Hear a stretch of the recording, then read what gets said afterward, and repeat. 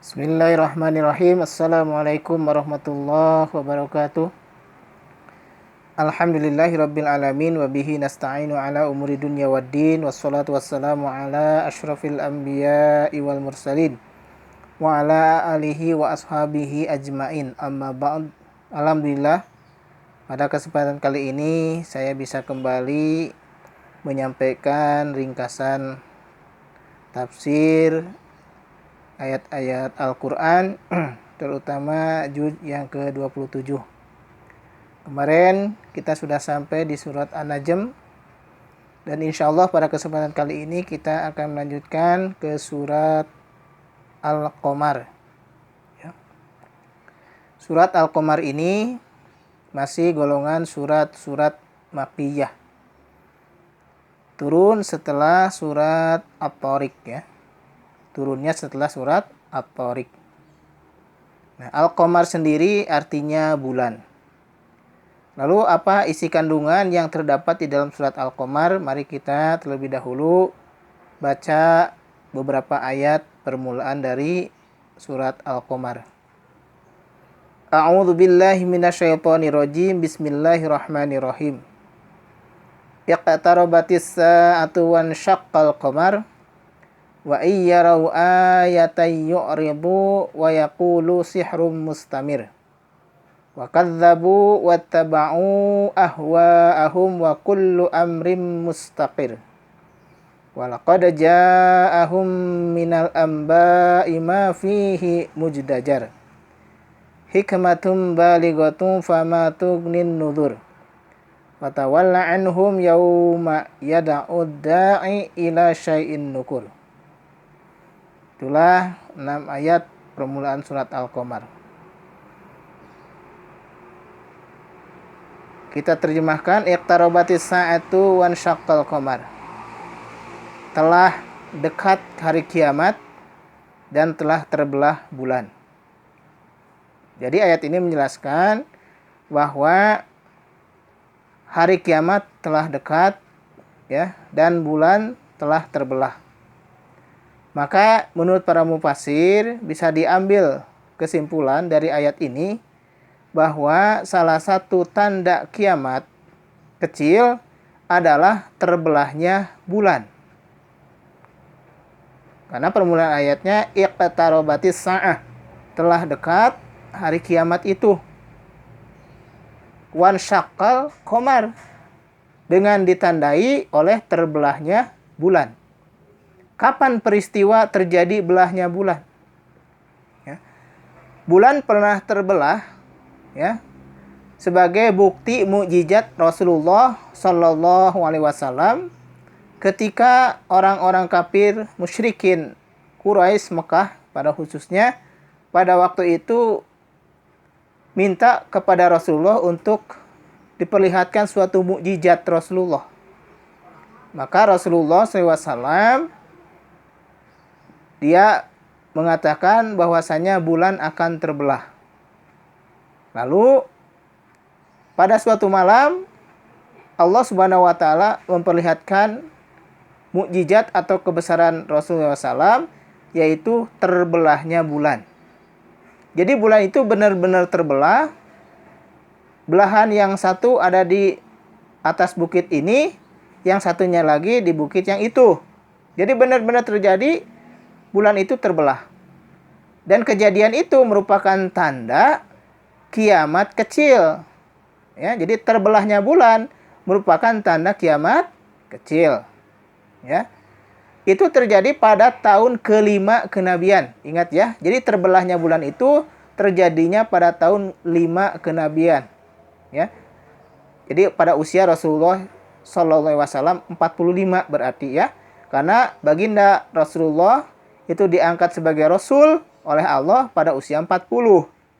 Nah, terbelahnya bulan itu terjadi 5 tahun setelah diangkat Rasul.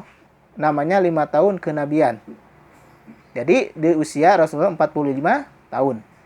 Maka ketika usia 45 tahun itulah terjadi terbelahnya bulan dan sekaligus menandai juga tanda kiamat kecil. Jadi sudah muncul tanda kiamat itu sejak zaman Nabi, yaitu terbelahnya bulan. Dan bahkan diutusnya Rasul, diutusnya Muhammad sebagai Rasul terakhir, sebagai utusan terakhir, itu pun juga merupakan tanda kiamat kecil. Ya, yang perlu kita pahami bahwasanya tanda kiamat itu tidak selamanya madarat. Tidak semuanya buruk, tapi ada juga kebaikan-kebaikan atau manfaat-manfaat, ya, seperti halnya diutusnya Muhammad di tengah-tengah umat jahiliyah itu kebaikan, tapi sekaligus menandai itu tanda kiamat. Makanya Rasul disebut Nabi akhir zaman, ya. Kenapa? Karena diangkatnya beliau itu menandakan hari kiamat sudah dekat, ya. Tapi masuknya kategori tanda kiamat kecil. Setelah itu yaitu terbelahnya bulan. Nah, itu ya. Jadi itu penafsiran yang bisa diambil dari surat Al-Qamar, khususnya ayat yang pertama. Nah, kemudian ayat yang selanjutnya, ya, apa sih isi kandungan surat Al-Qamar ini? Maka di surat selanjutnya, yaitu surat ayat ke-11, ayat ke-10, ya, yaitu menceritakan tentang berbagai kaum-kaum, ya, yang kafir, yang musyrik, yang ingkar, itu diperlihatkan oleh Allah, diceritakan kembali oleh Allah di dalam surat ini. Seperti kaum Nabi Nuh, kaum Ad, Nabi Hud, kaum Samud, umat Nabi Soleh, kaum Lut, umat Nabi Lut, gitu ya, kaum Sadum, kemudian kaum Fir'aun, umat Nabi Musa. Itu kaum-kaum itu oleh Allah sudah Allah binasakan, disebabkan oleh kekafiran mereka. Nah, jangan sampai terjadi di umat Rasulullah SAW, ya, karena kalau mereka juga kafir, maka Allah tidak segan-segan untuk membinasakan lagi mereka seperti halnya kaum zaman dahulu. Ini isi kandungan yang kedua. Yang ketiga, isi kandungan dari surah Al-Qamar itu adalah janji Allah kepada orang-orang yang mau belajar Quran, Allah akan bantu mudahkan. Ayatnya ini diulang 4 kali dalam surat ini, ya. Catat, lihat ayatnya di Al-Quran nanti. Surat Al-Qamar ayat 17, ayat 22, ayat 32, dan ayat 40. Saya ulangi, ya. Ayat 17, ayat 22, ayat 32, dan ayat 40 surat Al-Qamar. Ini adalah janji Allah kepada orang-orang yang mau belajar Quran. Apa kata Allah di dalam ayat itu? Ya, yang diulang 4 kali itu, kata Allah, walaqad yassarnal qur'ana lidzikri fahal mim mudzakir. Dan sungguh benar-benar, kata Allah, ya, dan sungguh benar-benar kami akan mudahkan Al-Quran untuk dipelajari, untuk diingat, untuk dihafal, ya. Fahal mim mudzakir, kata Allah, maka adakah orang yang mau mengambil pelajaran darinya? Maka adakah orang yang mau mempelajarinya? Maka adakah orang yang mau menghafalnya? Kalau ada orang yang sungguh-sungguh belajar Quran, kalau ada orang yang sungguh-sungguh menghafal Quran, maka kata Allah, kami akan mudahkan Al-Quran itu untuk dipelajari, Al-Quran itu untuk dihafal. Kami akan mudahkan. Asal benar-benar sungguh-sungguh mau belajar Quran. Ini janji Allah. Jadi jangan takut. Jangan melihat usia kita sudah tua. Jangan. Ya. Karena Allah nantinya akan membantu kita untuk memudahkan Al-Quran. Asal kitanya yang sungguh-sungguh belajar Quran. Kalau yang belum bisa baca istiqomah, sungguh-sungguh belajar membaca Al-Quran. Tahsin, tajwid, makharijul hurufnya. Ya, pelajari sampai betul-betul paham dan bisa.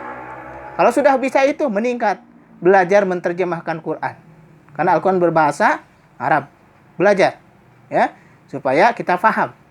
Yang ketiga, belajar apa itu? Memahami isi kandungan Al-Quran, tafsirnya, belajar. Ya, kalau ada kajian-kajian tafsir, maka ikutilah kajian tafsir itu supaya kita lebih paham kepada Al-Quran dan kita bisa mengamalkan apa yang ada di dalam Al-Quran. Bagaimana mungkin kita bisa mengamalkan Quran, ya, kalau kitanya tidak paham terhadap ayat-ayat yang ada di dalam Al-Quran. Maka bersungguh-sungguhlah kita dalam belajar Quran. Kemudian juga kalau mau menghafal Quran, maka bersungguh-sungguhlah kalian menghafal Quran. Ya, Kalian harus meluangkan waktu ya untuk Untuk murojaah, untuk menghafal. Harus meluangkan waktu, itu bentuk kesungguh-sungguhan kita kepada Al-Qur'an. Kalau sudah begitu, insya Allah Allah akan bantu mudahkan Al-Qur'an. Sehingga tidak ada kata terlambat, tidak ada kata sulit bagi orang-orang yang benar-benar sungguh-sungguh belajar Quran. Ini janji Allah di dalam surat Al-Qamar. Ya. Inilah poin-poin penting yang terdapat di dalam surat Al-Qamar. Yang pertama, jadi ada 3 tadi ya. Yang pertama adalah tentang hari kiamat itu sudah dekat, ditandai dengan terbelahnya bulan.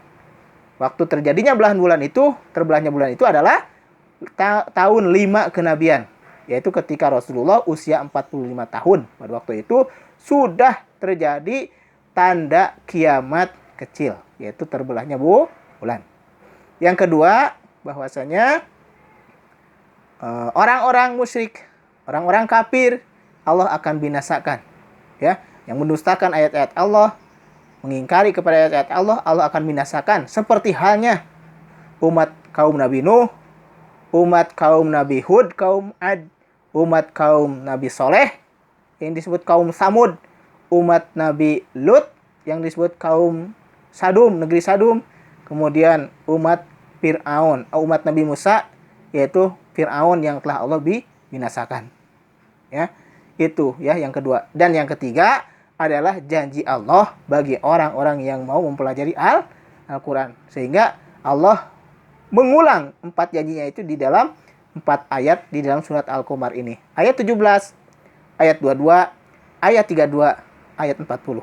Coba lihat ya di Al-Quran nanti, di Al-Qurannya ayat-ayat itu menjelaskan tentang janji Allah kepada orang-orang yang mau belajar Quran. Walaqad yasarnal Quran lidzikri fahal mim mudzakir. Dan sungguh benar-benar kami akan mudahkan Al-Quran untuk dipelajari. Maka adakah orang yang mau mengambil pelajaran darinya? Itu janji Allah di dalam surat ini. Mungkin itu saja yang bisa disampaikan. Mudah-mudahan ada manfaatnya apa yang kita sampaikan itu. Dan juga mudah-mudahan kita semua selalu dilindungi oleh Allah Subhanahu wa taala, diberikan kekuatan, istiqomah dalam kebenaran, kemudian diberikan kesehatan, dijauhkan dari segala macam bala bencana. Amin ya Allah ya rabbal alamin. Billahi fi sabilil haq. Assalamualaikum warahmatullahi wabarakatuh.